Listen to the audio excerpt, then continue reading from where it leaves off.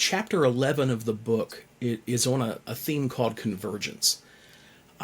It's just this idea that I think Felicia Merle's been on here once or twice, and with her book, and she addresses this in a much more broad expanse than I do just in one chapter.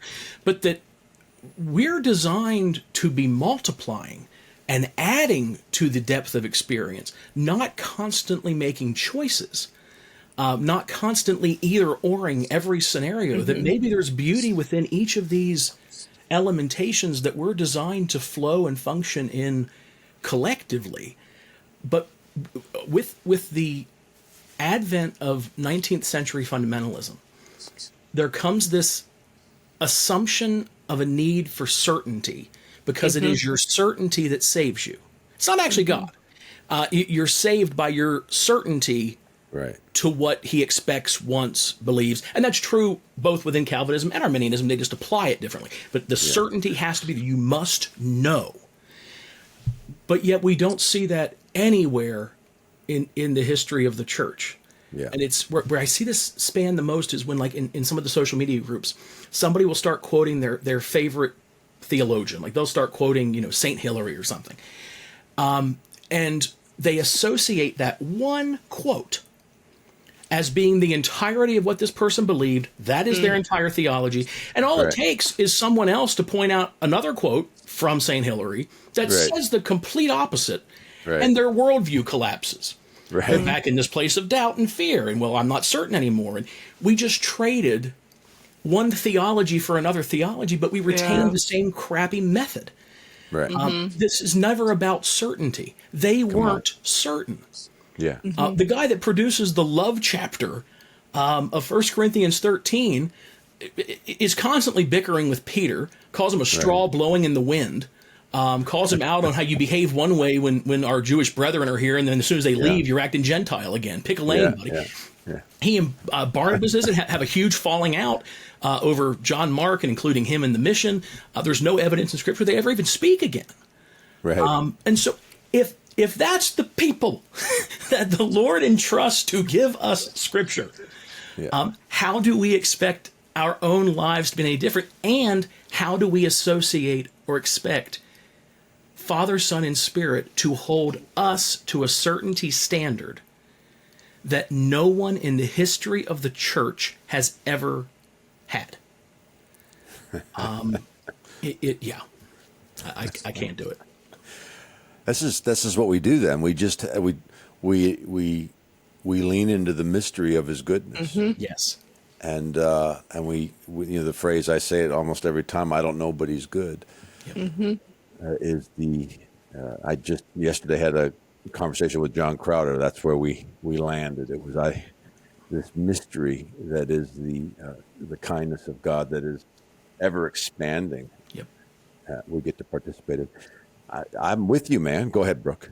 I was just gonna say that's actually even just like more comforting to me than certainty. And more comfort freeing, because it's like, I know in my finite mind, I haven't read every single book in the world, right? So I know I'm missing something.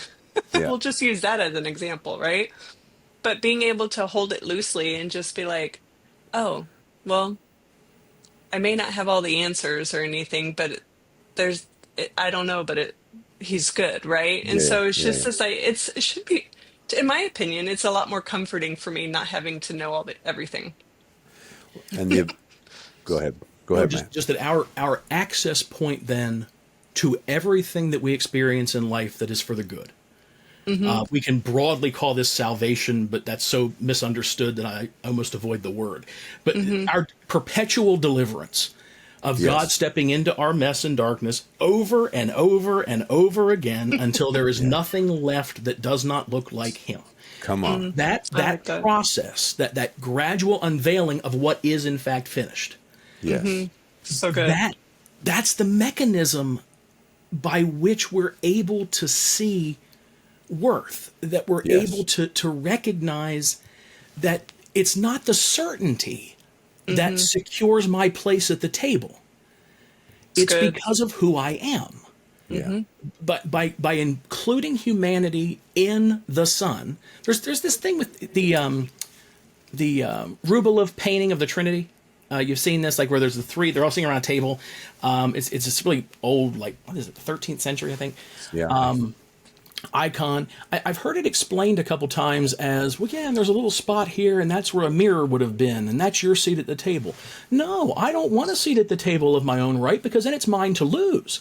My seat is found in the one in whom I'm formed and made. If we're seated in and with Christ, I'm in his seat. Yeah. We have been, if he is our head and we are the body, we are there with him in the moment. Yeah. It's in that. That's what I'll be certain about, because that's the only thing that actually holds me. Everything else is vacillative. It changes. I use the example. I grew up, my father was a school teacher, but like all school teachers, you have to have a side hustle. And he had a Christmas tree farm. And so we grew Christmas trees. And when I was really young, I was not allowed to do anything with it because I would have just made things worse. He fed me, he clothed me, loved me, cared for me. As I got a little older, I was able to hold the measuring stick where you put the trees into the ground. You got to keep the rows straight, right? So the mower can go through. He loved me, fed me, clothed me, gave me value. I was his son. I get a little older. And you held the measuring stick. And I held the measuring stick. I get a little older, and I'm putting the trees in the ground. But he loves me, feeds me, clothes me. I'm his son. And now I can hold the measuring stick, and I know how to put the trees into the ground. Eventually, I was kind of handling the sale process, and he was able to scale back and think more, big picture, where we're going to plant what. And I did not change identity in that process. My sonship, my identity as his child, and the provision that comes with that identity was not connected to what I could produce or perform.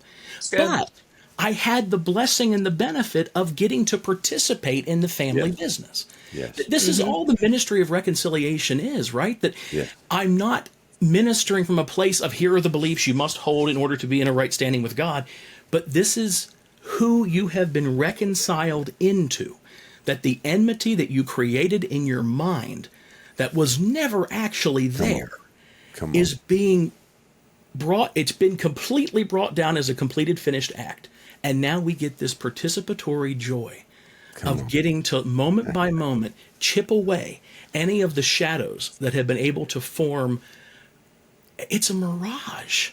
It's not the real thing. It's fool's gold at best. It doesn't. What's that? The old Pentecostal thing. Not everything that glimmers is gold or something. Yeah, glitters is gold. Yeah, it is true, but the certainty is unavoidable. So let's be careful what we're certain about.